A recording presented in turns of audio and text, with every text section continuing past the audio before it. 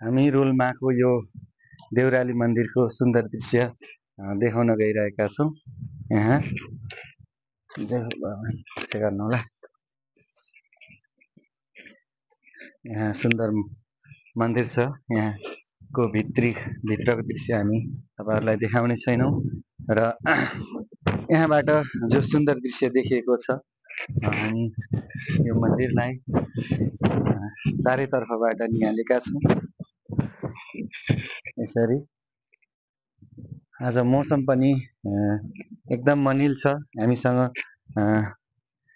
भाइ बहिनीहरू पनि यहाँ रोल्मासम्म आउनु भएको, घुम्न आउनु भएको भाइ बहिनीहरू हुनुहुन्छ र यहाँको अब म पारिपट्टिबाट देखाउँदै जानेछु तपाईहरुलाई। यो चाहिँ सिपलधारा खन भन्ने ठाउँबाट देखाएको छ। यो सबैभन्दा पारीको डाँडा र यो चाहिँ मालारानी, यो पछिल्लो चाहिँ कालो देखेको बादल मुनिको लेक चाहिँ मालारानीको लेक देखिएको छ। यो त्यसपछि म चाहिँ आफ्नै जन्म ठाउँ धुर्कोट गाउँपालिका वार्ड नम्बर 3 साबिक वार्ड नम्बर 8 र 9 गल्दा हाडारे सिरबु भन्ने ठाउँ चाहिँ मेरो जन्मस्थल पनि। यो चाहिँ यो रातो माटो देखिएको छ। यो भन्दा पारिपट्टिको यो चाहिँ गाउँ चाहिँ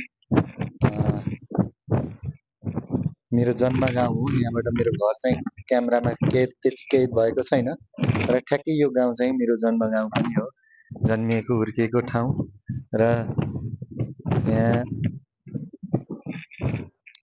जन्मिएको हुर्किएको ठाउँ, यो ठाउँलाई चाहिँ अबुवा भनिन्छ भने यो फुलाबारी आएपछि बाँसडाँडा बिरकटरी, यो चाहिँ बिरकटरी हो भने यो देखिएको चाहिँ अहिले हामी देखिरहेका छौँ, यो चाहिँ बाँसडाँडा हो। र यहाँ लोरीको डाँडाहरू देखिएको छ। यो लोरीको डाँडा, यो चाहिँ अहिले हामी वारी आएका छौँ। यो चाहिँ देउराली पर्यटकीय स्थल छ र यहाँको चारैतिरको दृश्य चाहिँ यहाँ रोल्माबाट खिचिएको यो भिडियो कुन ठाउँबाट हेर्नुहुनेछ। यदि गुल्मीको यस ठाउँमा आउनु भएको छैन भने पनि तपाईहरु आउनुहोला भन्न चाहन्छु।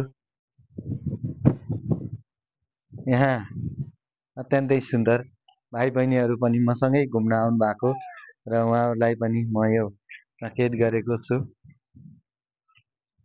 अब चाहिँ म मनोकामना मन्दिरतर्फ बढिरहेको छु।